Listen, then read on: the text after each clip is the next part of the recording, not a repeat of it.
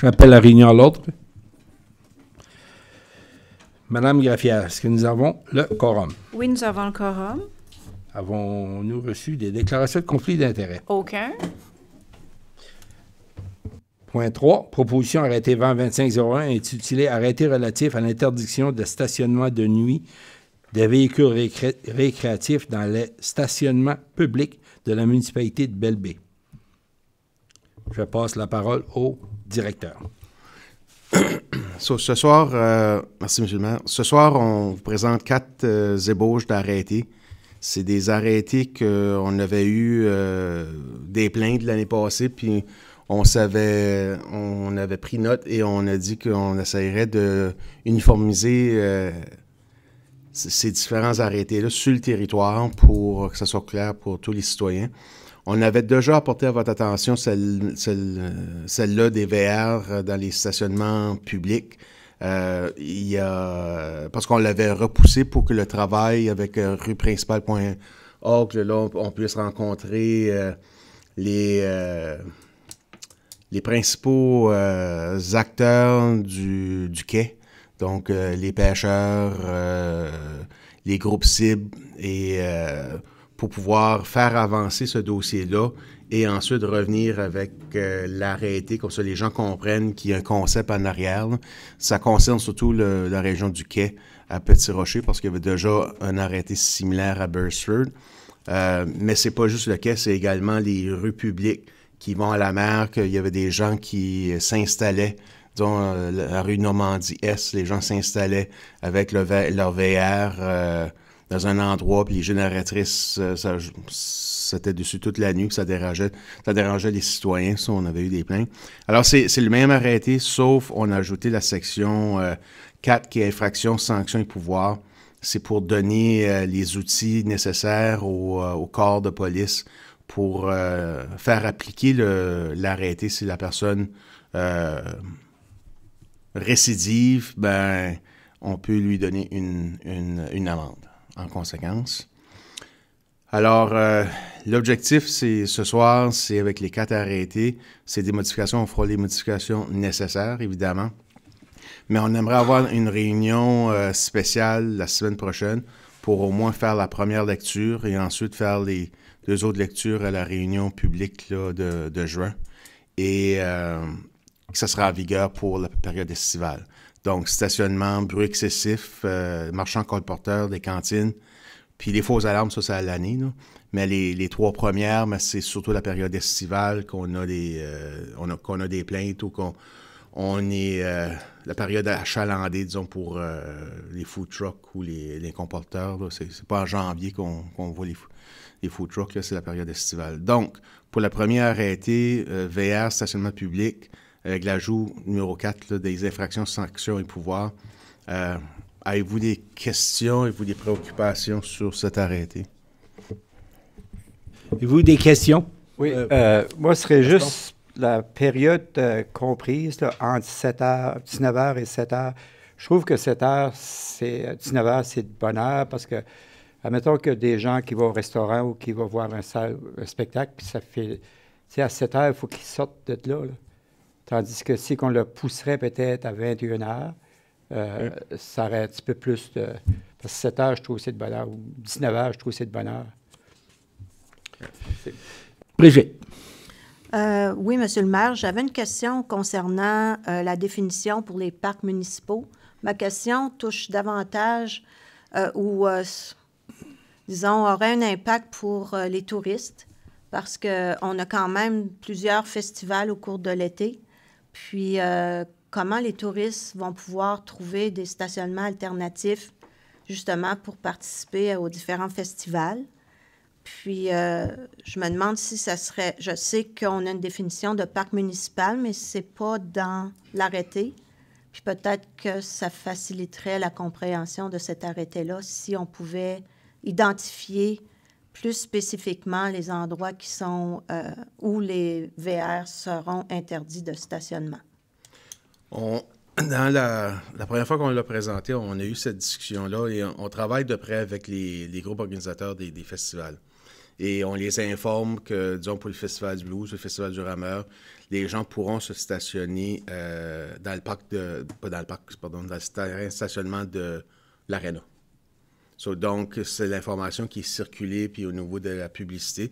Puis je pense qu'il y a un des festivals qui offre même des services de navette si les VR vont stationner dans un terrain de camping là, de la municipalité. Il y a un système de navette également. Alors, ça serait indiqué pour les périodes précises là, à travers nos partenaires où est-ce que c'est permis.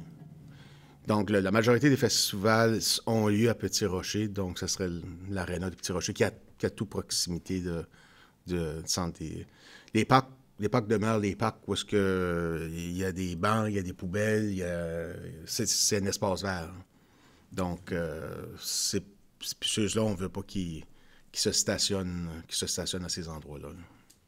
Mais, OK. Donc, puis je crois que pour ce qui est des festivals, ils vont identifier peut-être des endroits spécifiques en cas de débordement de nos terrains de camping, parce qu'on a quelques terrains de camping. Mais... C'est déjà fait, oui. OK. Ouais. Puis au niveau de notre site de la ville, est-ce que éventuellement ce genre d'informations-là pourrait être partagé afin d'aider les touristes? Parce que je pense que de plus en plus, on risque d'avoir des touristes si la guerre des tarifs continue, puis l'incertitude politique continue.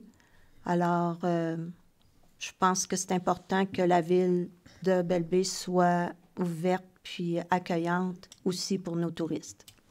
Oui, on va le placer sur le site web. D'autres commentaires, questions? Pas de questions? Donc, les points sont notés. Puis, on va apporter ça à la prochaine réunion pour un vote final. 4. Proposition arrêté 20-25-03, intitulé « Arrêté visant à réglementer le bruit excessif sur le territoire de la municipalité de Belle-Baie ». Monsieur le directeur.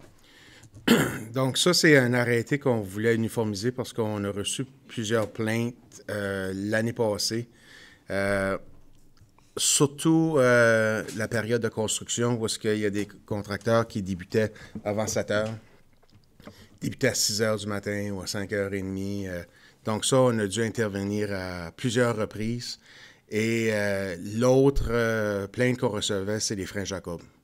Où est-ce que les camions, il y a des secteurs que c'est déjà légiféré, que les freins Jacob, comme à Beresford, c'est interdit.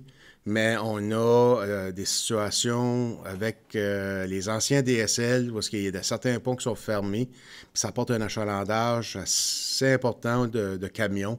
La mine à chaud, je pense qu'elle est ouverte 24 heures en opération. Alors, il y a quand même un transport, il y a quand même un roulement de transport. Puis là, la plupart passent dans un endroit spécifique où est-ce qu'il y a des maisons à proximité. Puis ils utilisent les freins Jacob, puis ça réveille les citoyens. Donc, on voulait uniformiser les freins Jacob. On a eu une rencontre là, pour le bénéfice de l'ensemble du conseil avec le chef Clavette puis avec la greffière sur comment on peut appliquer cet arrêté-là. Donc, il y a eu des échanges avec le comité par courriel. Juste un rappel, un arrêté ne peut pas avoir préséance sur une loi provinciale ou une loi fédérale. Donc, tous les bruits faits par des véhicules qui ont des silencieux manquants ou modifiés, ça, la loi sur le véhicule à moteur, puis toute infraction criminelle, ça couvre cette partie-là. Donc, on l'a exclu de l'arrêté. L'autre élément, c'était les événements spéciaux, puis ce qu'on vous propose, c'est que les événements spéciaux concernent seulement les événements qui sont sanctionnés par la municipalité. Exemple, festival. Tous les rassemblements plein air ou les fêtes communautaires ou les mariages, ça, on veut pas avoir la responsabilité d'appliquer à ce niveau-là. On se dit que la règle du 23 heures s'applique pour les fêtes et les rassemblements puis les activités plein air. Parce que ça devient difficile pour le corps policier, puis le chef Clavette pourra ajouter. Il y a un mariage chez le conseiller Frenette. lui, il a fait la bonne chose, il a été chercher son permis, il a avisé, nous, on avise le corps policier. Mais il y a un mariage également chez la conseillère Noël, qu'elle ne savait pas qu'il y avait un règlement en place. Ça devient difficile pour le corps policier de dire, OK, bien, lui, un mariage, c'est correct, mais l'autre, c'est peut-être pas correct, il n'a pas suivi les étapes. Donc, ça devient quasiment impossible à appliquer. Puis si on ne peut pas appliquer un arrêté, il faut se poser la question, la raison d'être de l'arrêté. C'est pour ça qu'on a modifié l'arrêté des feux d'artifice, parce que c'était interdit. Là, on le permet, avec un permis qui est gratuit. Puis il y a un encadrement, puis de l'éducation sur où est-ce que tu vas faire le feu d'artifice, ça va-tu être sécuritaire, il y a une visite au domicile, et ainsi de suite. Donc, il y a l'événement spécial qu'on le préciserait juste sur les événements qui sont sanctionnés par la municipalité. Cette année, la programmation est déjà arrêtée pour les différents festivals, puis ça se termine à 1h du matin. Depuis que je suis en poste, là, il y a eu vraiment une plainte là, annuelle là, d'un citoyen qui participe au spectacle. Mais on n'a pas... Les gens dans le secteur de la rue Centenaire, la rue Langlais, la rue La Rochette, ils sont tolérants. On parle de 4 soirées durant l'année. Souvent, c'est le vendredi, le samedi soir qui sont les fêtes. Puis c'est pas tous les spectacles qui se terminent à 1h du matin. Mais la grande soirée du blues le samedi, ça risque de se terminer à 1h du matin. Je ne sais pas si le chef Clavette voulait ajouter quelque chose. Merci, Monsieur le directeur. Les points que... C'est mon partenaire, le chef adjoint Mathieu Richard, qui a participé à certaines rencontres de votre comité pour les arrêter.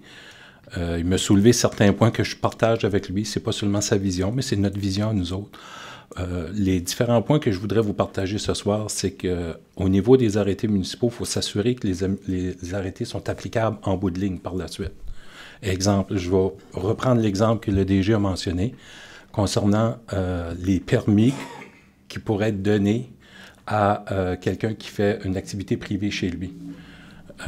Comme le DG a mentionné, les activités de la municipalité, il y en a 4 par année. Mais si vous avez une demande avec la même personne à tous les samedis, pendant juillet ou septembre, qu'est-ce que vous allez faire? Est-ce que vous allez permettre d'avoir ça à chaque fin de semaine? Qu'est-ce qui va arriver? Ça va causer des problèmes dans l'environnement ou dans cet endroit-là ou dans cette périphérie-là. Puis nous, après ça, parce qu'on a l'expérience avec des situations similaires, un party qui va un peu trop tard le samedi, mais dans les semaines qui suivent par après, bien, ça cause des conflits dans le voisinage.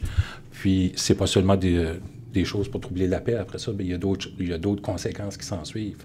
Donc ça, c'est la mise en garde qu'on veut vous dire concernant donner des permis temporaires pour des situations uniques. Parce que la situation qui peut se produire aussi, c'est quelqu'un qui fait un rassemblement un samedi soir et qui n'a pas eu son permis. Bien, si nous, on va là, est-ce qu'il y a un mariage, il y a une tente, il y a 50 personnes là, on va dire, il faut vous fermer ça. Parce que le voisin, lui, il a eu son permis, mais vous ne l'avez pas. Donc, il faut s'assurer que les arrêtés sont applicables en bout de ligne. Un autre exemple aussi, c'est s'assurer sur les arrêtés que nous, on a les pouvoirs d'intervenir. Parce que si ce n'est pas mentionné dans l'arrêté que la police peut intervenir, donc s'il y a un bris, il y a une offense sur un des arrêtés, puis nous, on se présente là, puis on dit à la personne, bien, vous devez vous identifier parce qu'il y a une offense à un arrêté municipal, mais si ce n'est pas couvert dans l'arrêté, puis je crois qu'il y a 2 arrêtés qui ont des situations similaires, donc ça veut dire qu'on ne peut pas intervenir. L'arrêté est caduc. On ne peut pas le mettre en application. Un autre point qu'on voudrait soulever aussi, c'est de s'assurer que les arrêtés sont couverts pour l'entièreté de la municipalité et non créer des situations uniques dans des quartiers, soit parce que c'est plus rural ou c'est plus urbain, mais vous avez déjà le dilemme avec les véhicules hors route ou qui sont permis dans 2 municipalités, mais pas ailleurs. Donc, ça fait de la confusion avec les gens, puis avec raison aussi. Donc, c'est mieux que quand vous faites un arrêté, si c'est possible, que ce soit pour la municipalité de Belle-Baie au complet. Le DG a mentionné aussi de faire attention pour les les infractions qui pourraient être déjà comprises dans d'autres lois, des lois provinciales. Parce que s'il est déjà compris dans une loi provinciale, puis il y a une infraction, c'est pas la municipalité qui a la gérance du dossier pour se rendre à la cour. C'est la cour provinciale. Tandis que si c'est un arrêté municipal, donc la procédure est vraiment pas la même.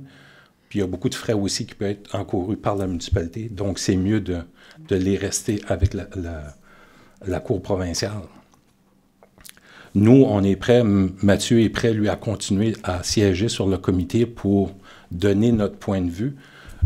Au niveau de la police, nous, on est familiers dans l'application des arrêtés, des lois, mais pas dans la rédaction. Donc, c'est un défi de s'assurer que les arrêtés sont bien faits. Puis, je ne veux pas dénigrer le travail des gens qui sont sur le comité, c'est juste pour vous faire une mise en garde. De s'assurer que les arrêtés sont faits d'une façon qu'en bout de ligne, ils vont être applicables, puis que ça va encadrer l'entièreté de qu'est-ce qui a besoin d'être fait. Je vais reprendre l'exemple pour les véhicules hors route. Lors de l'enchâssement d'un arrêté similaire, ça affecte 6 départements de la province du Nouveau-Brunswick. Donc, il faut s'assurer que tous les partenaires sont inclus dans la conception des arrêtés.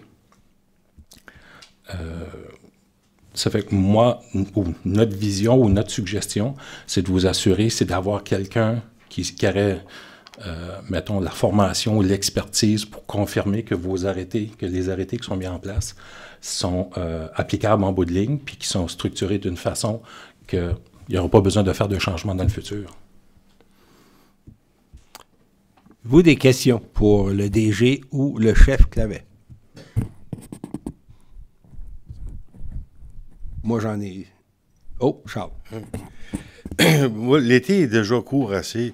J'ai un petit peu de misère avec ça. Comme les festivals, c'est populaire. Puis même, si on voit les vendredis et les samedis, on a juste une couple de mois. Puis déjà, à mettre des restrictions à l'extrême, je trouve que ça n'a pas sa place. Parce que le monde profite de l'été, puis on le met déjà pour certaines choses. De ce côté-là, moi, je voudrais... Pourquoi est-ce qu'on mettrait d'autres restrictions en plus pour les festivals? Je dis pas la semaine que le monde travaille, tout ça, que c'est pas un party du lundi au vendredi. Ben, quand ça arrive les fins de semaine, il faudrait donner plus de slack ou de... moi, je vois ça de même. Puis les festivals commencent à mettre des timings, tu sais, ça attire du tourisme, ça attire du monde, on dit, faut que tu sautes de là. J'ai de la misère avec ça un petit peu. Je pense que les festivals sont exclus présentement. Ben, ça serait défini... La définition d'événement spécial, ça serait signifier une activité planifiée et approuvée par la municipalité, tels les festivals, carnavals et spectacles. Donc, c'est nous qui l'a approuvé. Comme le Festival du Blues, le Festival des Rameurs, ils nous envoient plusieurs lettres pour les besoins en nature des travaux publics. Si les rues doivent être barrées, comme la rue du Centenaire, une partie peut-être de la rue La Plante, les principales. Donc, le corps policier est avisé, puis il nous avise aussi pour le permis d'alcool. Ça, c'est une autre lettre qu'on envoie, le nombre de personnes qui seraient autorisées dans l'enclos, et ensuite, là... s'il y a un débordement, comme il nous avise que le spectacle va terminer à 1h, last call est habituellement une demi-heure avant. Puis à 1h, c'est pas mal. Là, l'année passée, les deux dernières années, on était chanceux parce qu'il faisait beau durant nos festivals. Il n'y avait pas la pluie. Les gens, c'était des belles soirées. Puis 1h15, là, c'était fini. Là. C'était vidé. Là. Tu sais, le spectacle. Là, ça. Mais ça fait partie des exemptions. Ouais. Vous, d'autres questions? Anne? Moi, ce que j'ai accroché le plus, c'est de la présentation du chef Clavette, c'est du fait que les répétitifs, la même personne tous les fins de semaine. Je suis d'accord avec Charles, mais si c'est toujours la même personne qui fait des gros parties tous les samedis soirs, le voisinage peut écoper. Puis je comprends ce côté-là, ça peut être heavy à gérer pour la force policière. Pas mal ça. Mais J'ai bien compris, l'arrêté a été écrit en tenant compte de ce que le chef avait dit. Parce qu'il y a des exemptions, puis il y a des interdictions. Donc, l'arrêté, la façon qu'elle a été écrite, tient compte de ce qui a été mentionné par le chef. Est-ce que je me trompe, si j'ai bien compris? Oui. Je crois que vous avez bien compris. OK. Les événements qui sont encadrés par la municipalité, parce qu'il y en a beaucoup moins, vont être permis de dépasser le délai de l'arrêté sur le bruit qui existe normalement. OK. Annick. Je me demandais juste, est-ce qu'on a eu des plaintes ou est-ce qu'on a, à chaque année, est-ce qu'il y en a beaucoup de plaintes? J'essaie juste de comprendre, comme avant, on avait quoi si on avait quelque chose? Puis le fait, comme là, d'implanter, j'essaie juste de voir si on se complique pas la vie un peu, là, avec plus d'arrêtés. Y a-t-il eu comme beaucoup de plaintes? Ou où est-ce que ça nous permet d'intervenir, c'est quand il y a des heures. OK? Puis ça nous a permis d'intervenir dans le secteur de Petit-Rocher l'année passée avec les contracteurs qui commençaient à 5h45 du matin, puis ils sortaient. C'est pas juste les clous puis les marteaux. Là.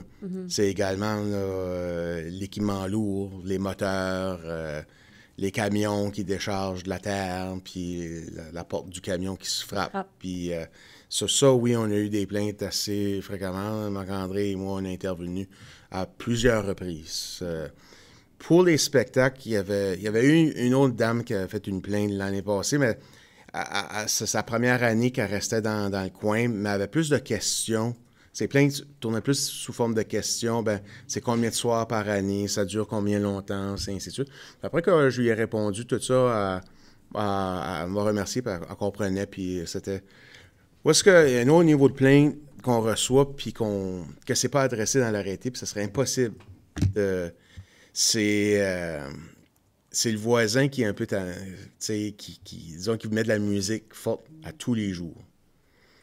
Puis ça devient des relations tendues entre voisins. Ça devient comme un peu l'image de la chicane de clôture.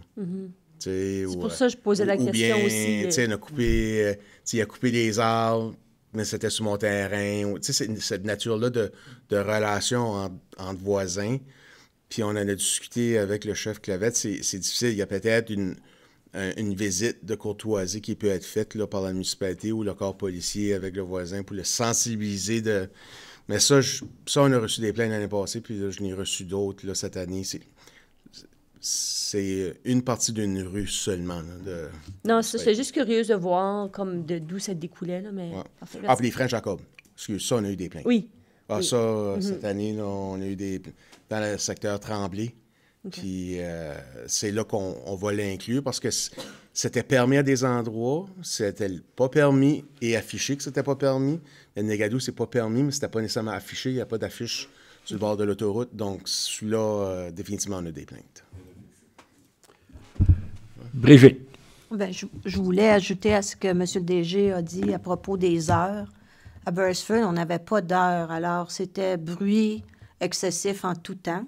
Puis ça pouvait créer des tensions indues. Mais en mettant des heures, ça permet aux gens de festoyer, à des jeunes, des enfants, d'avoir des fêtes d'enfants. Mais tout ça dans le respect. Alors, je pense qu'en mettant une heure raisonnable, 23 heures, ça ne veut pas dire que les fêtes arrêtent après 23 heures. C'est qu'on s'attend à ce que les citoyens baissent le ton. Je pense que c'est ça le but de notre arrêté. Puis, parce qu'il y a des heures indiquées, moi, je trouve que c'est mieux que ce qu'on avait avant. D'autres questions, commentaires? Joël. J'avais une question concernant les travaux, notamment l'exemption 5B qui était travaux d'urgence et d'entretien effectués au nom de la municipalité. Je me demandais si cette exemption, ça voulait dire, mettons, si on fait la rue principale, est-ce que les contracteurs qui travaillent au nom de la municipalité sont exemptés de faire du bruit ou est-ce qu'ils doivent...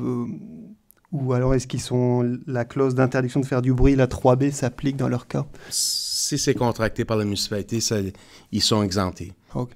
Puis on n'avait pas... Par exemple, si on a un bris d'eau sur la rue principale, oui. On n'a pas nécessairement l'équipement pour aller réparer. On demande à un contracteur d'aller creuser, d'aller... Oui. Donc, eux, ils sont exemptés. Puis le déneigement l'hiver. Oui. Puis les opérations de déneigement pour élargir les rues, s'il faut, avec des grosses souffleuses, remplir les camions puis évacuer la neige, ils sont exemptés aussi parce que c'est à notre demande.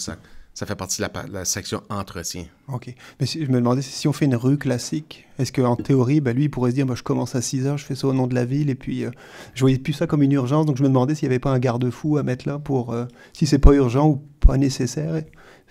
Nous, on interviendrait avec le contracteur pour dire, tu commences pas avant 7 heures.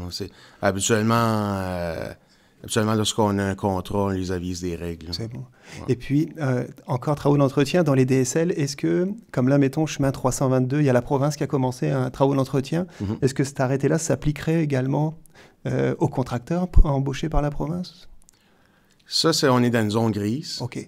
Comme même les freins Jacob, là, puis mettre de l'affiche là, dans le secteur de DSL, faut demander la permission à la province, là, ou demander des excuses après. Là. Ouais. Mais c'est toujours c'est une zone grise. Mais si ça serait problématique, on interviendrait auprès de la province qui a un arrêté au niveau du bruit. Puis dans ce cas-là, les résidents n'ouvrent pas un ticket auprès du ministère, ils laisseraient savoir à la municipalité. Ouais. Ça devient un peu... Mais je pense que ça peut être un peu compliqué des fois à comprendre en arrière. Mais le réflexe des citoyens, c'est d'appeler la municipalité, même s'ils sont dans les DSL. Nous, on les redirige à la bonne personne. Mais comme dans ce cas ici, ça serait un projet de réaffectation d'une route, puis le contracteur débute à 6 heures du matin. On ne redirigera pas les citoyens vers le ministère. On s'occuperait du suivi nous-mêmes. Oui. Puis la dernière chose, c'était pour faire un mot sur le comité au niveau des points. C'était vraiment intéressant parce que c'est des arrêtés qui ne sont pas faciles au niveau du conseil. Puis on vient avec un point de vue qui est très, je dirais, le commun des mortels un petit peu. Puis l'expertise amenée par la police, également l'administration, c'est vraiment intéressant. Mais je trouvais ça bien aussi que les membres du conseil posent des questions qui peuvent paraître un peu... pleines de bon sens pour la police, mais pour le commun des mortels, je trouve ça mieux de poser une question et d'avoir l'avis de l'expert qui mentionne de fermer la porte plutôt que se dire à un moment on adopte un arrêté et puis ce point-là, je sais pas, et puis ça tombe dans une craque un petit peu. Donc je trouve ça bien ces différents points de vue. Et puis non, c'était vraiment bien, parce que c'est vraiment pas simple, mais c'était ça le commentaire que je voulais faire. Le chef Clavette. Le chef. Oui, monsieur le maire, si je peux ajouter, je peux expliquer au conseil comment ça fonctionne pour nous quand on intervient suite à une plainte pour le bruit. Comme la conseillère a mentionné, à Beresford, c'était aucun bruit excessif en tout temps, donc il n'y avait pas de temps de prescrit. En général, ou si c'est dans une autre municipalité qu'il y a des heures, quand on reçoit une plainte, on va voir les gens, puis on explique qu'on a reçu une plainte, puis dans la très grande majorité des situations, c'est réglé. Les gens sont compréhensifs, puis c'est certain qu'on va donner une zone de tolérance pour permettre aux gens de rentrer à l'intérieur, ceux qui vont quitter. Il y a beaucoup de gens qui vont quitter suite à une visite de la police, mais c'est quand même assez rare qu'on ait besoin d'émettre un constat à ce moment-là. À chaque fois qu'on intervient suite à un arrêté municipal, il y a quand même un rapport qui est écrit. Donc, si ça revient, puis les policiers font une vérification quand ils reçoivent une plainte, on peut vérifier avec l'adresse d'où l'événement s'est produit. Et si ça fait 3-4 fois que ça se produit, dans un court délai, évidemment, là, il va y avoir un constat qui va être émis. Mais ce n'est pas la première fois. On tente toujours de faire de la médiation, puis les gens comprennent dans la grande majorité du temps. D'autres questions, commentaires? Merci. Point numéro 5, proposition arrêté 20-25-04, intitulé Arrêté relatif aux marchands ambulants, colporteurs, vendeurs et cantines mobiles de la municipalité de Belle-Baie. Monsieur le directeur. Alors ça, c'en est une qui pressait parce que la greffière recevait des appels soit de colporteurs ou de marchands ambulants ou de cantines, puis dit OK, c'est où la place à moins chère dans la ville que je peux y aller, là? Parce qu'on avait 4 différents prix et ainsi de suite. Donc, on a voulu uniformiser ceci. Je vous dirais que c'est peut-être celle-là du...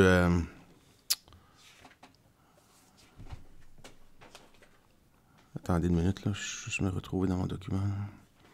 Marchand ambulant, lorsqu'on va aller voir la politique tarifaire, on prend en considération que il y a des...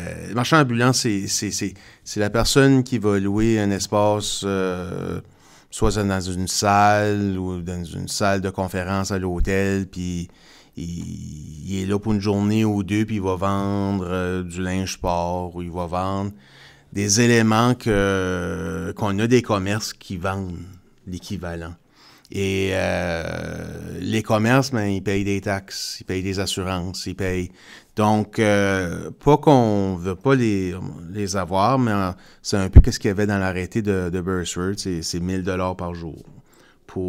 Donc, je crois que c'est l'année passée, il y avait eu... je pense qu'il y en a certains d'entre vous qui m'avaient... mais le marché ambulant était déjà parti, là, mais se posait la question parce qu'on avait eu des plaintes de commerce qui œuvraient dans le même secteur que ce marchand-là, la marchandise qu'il vendait. Mais c'est surtout au niveau des comporteurs, des cantines mobiles, ainsi de suite. Ça, on veut être uniforme avec toutes les cantines mobiles.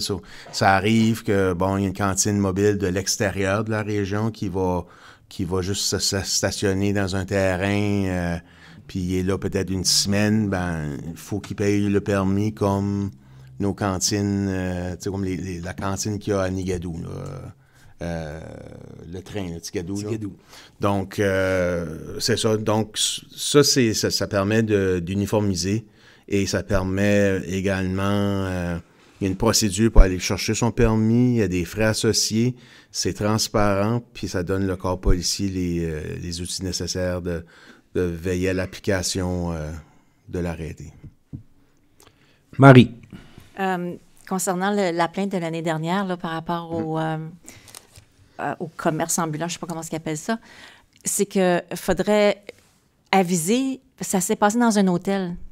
Puis les gens, tu sais, n'importe qui pour arriver pour louer ils louent une salle pour faire leur promotion. Personne ne le sait, personne n'est il faudrait trouver un mécanisme, j'imagine, pour que ces gens-là sachent que quand ils arrivent pour louer une salle, il y a des frais pour la ville. Ça va bien quand ils viennent à la ville pour être sur un... Mais quand ils vont dans un hôtel, ils peuvent louer une salle de conférence, puis on ne le sait pas. Bon, on en prend bonne note. Lorsque l'arrêté sera en vigueur, on avisera les endroits typiques là, à héberger ce type d'activité-là là, chez eux. Là. Qu'il faut s'assurer que la personne ait un permis.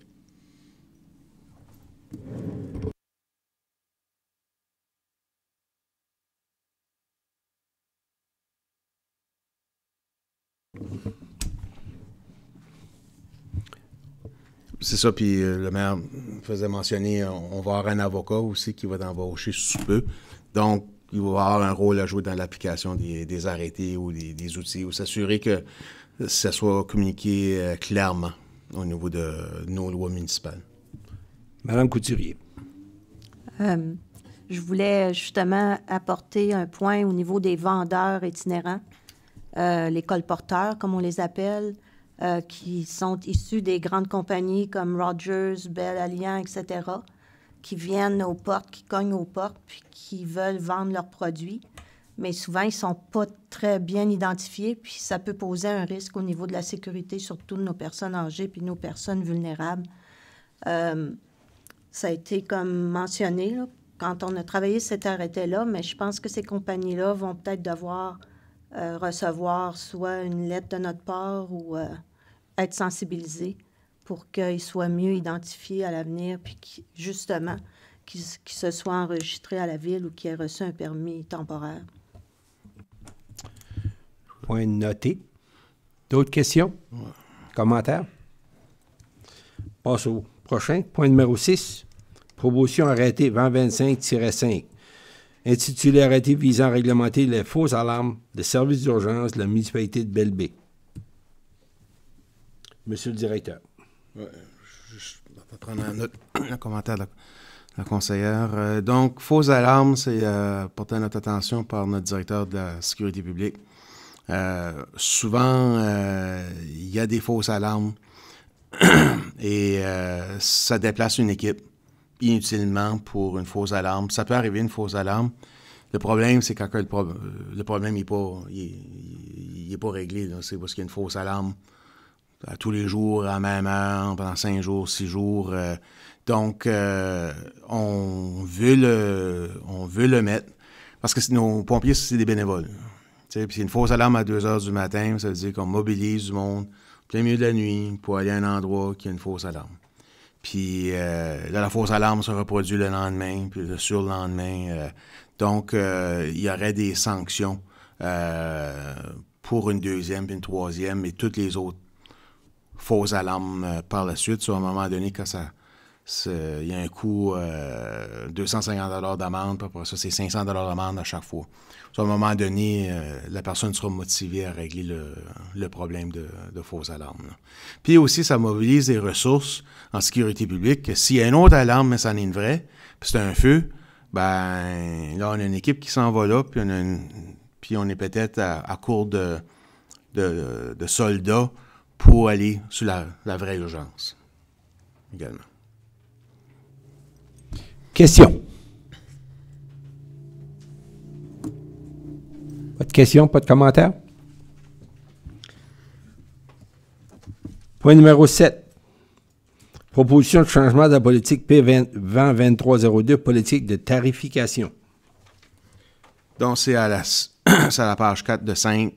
La section est en rouge, ça, ce qui a été ajouté. Donc, c'est les tarifs reliés, pour l'arrêté pour les marchands ambulants, colporteurs, vendeurs, cantines mobiles. Donc, marchands ambulants, c'est 1 000 $ par jour pour le permis. Colporteurs et vendeurs pour la saison, puis la saison est définie dans l'arrêté. C'est 750 $ pour un mois, 200, un frais par jour, 25. Puis pour les cantines mobiles, c'est les mêmes frais. Puis pour les alarmes, je vous l'ai mentionné, là, c'est 250 pour la deuxième fausse alarme, puis 500 pour la troisième et toutes les autres alarmes subséquentes. Donc, on ferait, à la troisième lecture des arrêtés, on ferait la résolution pour adopter l'amendement à la politique tarifaire. Question? Anne? Juste les fausses alarmes que tu mentionnais tout à l'heure, c'est-tu juste pour les pompiers? Ou que c'est pour force policière, tout ça? C'est les pompiers et police. Pompiers et police.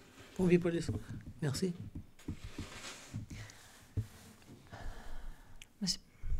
Marie.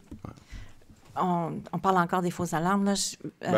En tout cas, je m'excuse. Tantôt, j'essayais de trouver là, je viens de le trouver. Alors, je reviens à fausses alarmes délibérées, le point 4, dans l'arrêté à réglementer les fausses alarmes. Est-ce qu'il ne pourrait pas avoir une amende monétaire, d'argent, une amende quand délibérément, une fausse alarme, ça coûte tant? Parce que là, la manière que je le vois, toute personne qui déclenche intentionnellement, parce que c'est intentionnel, là, une fausse alarme peut être passible de passible, ça veut dire pas nécessairement. C'est très léger, là, je trouve. Mais en tout cas, de poursuite en vertu des lois provinciales en vigueur, ça dépend de la loi, incluant le Code criminel du Canada. Je sais qu'il y a d'autres paliers mais est-ce que la municipalité pourrait pas mettre une amende salée? Je vais laisser la parole au chef Clavette au niveau lorsque vous intervenez. Disons, quelqu'un tire la sonnette d'alarme d'incendie. Moi, au collège, ça m'arrivait une fois par année. Que c'était un étudiant provenant pas du Canada qui savait pas à quoi ça servait. Puis il déclenchait l'alarme, puis on n'a jamais... ça n'a jamais été au code criminel ou ainsi de suite. Là, on a sensibilisé, mais je sais pas... Effectivement, il y a quelque chose au code criminel pour quelque chose de ce genre-là, mais il faut prouver l'intention. Moi, dans mon expérience, dans notre territoire, on n'a jamais accusé quelqu'un de cette façon-là. Ça a déjà arrivé que l'alarme a été, c'est souvent dans une école, déclenchée intentionnellement, mais prouver l'intention puis aller avec une accusation criminelle, on n'a jamais été là. Moi, je dois mentionner, si je peux rajouter au niveau de votre arrêté concernant les fausses alarmes, nous, on n'a pas la même réalité que les pompiers. Nous, on est en service. Donc, oui, ça effectue un déplacement, on doit se rendre sur les lieux, mais Quand est-ce que les pompiers vont sur un appel, c'est un appel de feu. Nous, quand on a une alarme, on ne sait pas c'est quel genre d'appel. Donc, ça serait bien difficile, premièrement, de ne pas traiter cet appel-là comme un appel d'urgence. Faudrait le faire quand même. Puis, c'est extrêmement rare qu'on a des appels à répétition ou que ça nous engorge notre façon de travailler. Qu'est-ce qu'on voit à l'occasion? C'est un commerce qui a un problème avec une alarme, elle va sonner à 2-3 reprises parce qu'il y a une défectuosité avec le système. Puis, à chaque fois, on va se rendre sur les lieux quand même. Donc, pour nous, mettre un processus en place pour aviser la municipalité pour dire c'est la 2e fois, c'est la 3e fois, moi, personnellement, j'en vois pas la nécessité pour la police. Je comprends que pour les pompiers, c'est un autre dynamique. Mais nous, on est déjà sur place. Si la municipalité veut l'inclure, c'est beau, mais nous, on ne voit pas la nécessité. Puis rajouter qu'est-ce que le chef vient de mentionner. J'ai eu un commerce à Beresford, puis le chef est témoin. Il y a eu plusieurs reprises des alarmes. Mais il faut savoir qu'on fait face aussi à des voleurs qui tentent de savoir combien de temps ça prend à la police pour venir. Ça leur donne 3 minutes, 4 minutes, 5 minutes pour défoncer les vitres, sortir...